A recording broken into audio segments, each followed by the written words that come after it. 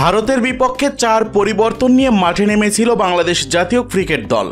পাকিস্তানের বিপক্ষেও বাংলাদেশ দলে আসতে পারে বেশ কিছু পরিবর্তন। ভারতের বিপক্ষে ম্যাচটি ততটা গুরুত্ববহ ছিল না যতটা গুরুত্বপূর্ণ পাকিস্তানের বিপক্ষে ম্যাচে, কেননা বাংলাদেশ পাকিস্তান লড়াইটা যে ফাইনালে ওঠার দ্বৈরথ। যে দল জিতবে সেই দল পাবে এবারের এশিয়া কাপের ফাইনালের টিকিট। এমন ম্যাচে একাদশ নিয়ে খুব একটা খামখেয়ালি করার সুযোগ নেই, তাই তো লিটন দাস ফিট থাকলে তিনি থাকবেন একাদশে।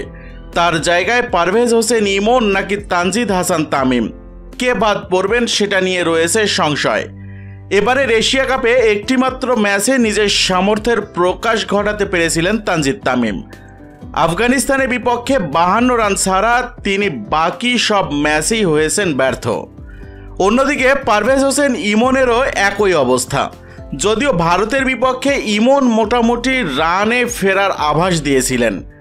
এখন এই একটা জায়গায় বেশ দ্বিধাগ্রস্ত হয়ে যেতে পারেন টাইগারদের টিম ম্যানেজমেন্ট। তাছাড়া লিটনের ইনজুরি সাইড স্ট্রেইনের। লিটন একাদশে ফিরলেও উইকেট কিপিং করবেন কিনা তা নিয়েও সংশয়। অন্যদিকে জাকের আলী অনেক গ্লাভস হাতে নিরাশ করেছেন ভারত ম্যাচে। অভিষেক শর্মার একটা ভীষণ গুরুত্বপূর্ণ ক্যাচ ফেলেছেন তিনি। সেদিকটা মাথায় রেখে দলে নুরুল হাসান সোহানের অন্তর্ভুক্তি হতে পারে। সেজন্য হয়তো একাদশে নিজের জায়গা ছাড়তে হতে পারে শামীম হোসেন পাটোয়ারিকে। তিনিও ব্যর্থতার দোলাচালের মধ্যেই দিনাতিপাত করছেন। তার পরিবর্তে সোহান একটা সুযোগ পেতেই পারেন।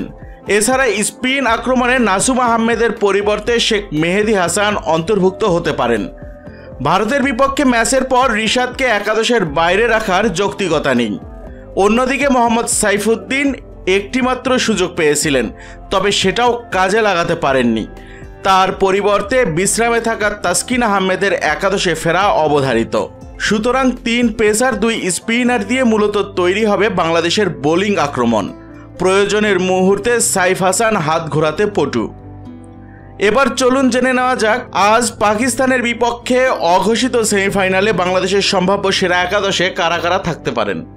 পারভেজ হোসেন ইমন, সাইফ হাসান, লিটন দাস, তাওহিদ হৃদয়, জাকের আলী অনিক, নুরুল হাসান সোহান, শেখ মেহেদী হাসান, রিশাদ হোসেন, তানজিম হাসান সাকিব, তাসকিন আহমেদ এবং মুস্তাফিজুর রহমান।